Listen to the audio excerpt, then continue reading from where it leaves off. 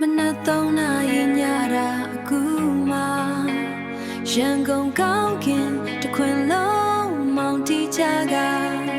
မမျော်လင့်ပဲရွာချလိုက်တဲ့မိုးဆက်တွေမှာ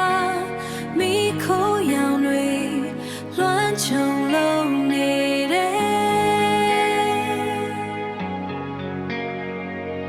Insane လိုင်းသားရမရန်ကုန်တခွင်ညောင်ကလာကနေမင်္ဂလာတုံးထိမြင်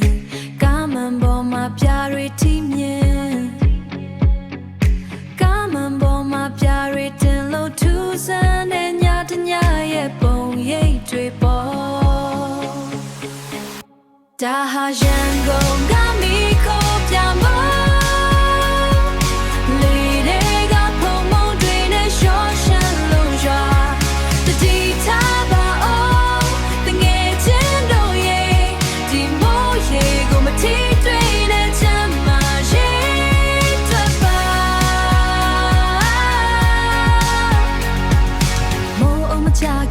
ထူထဲမှာအစိတ်တော့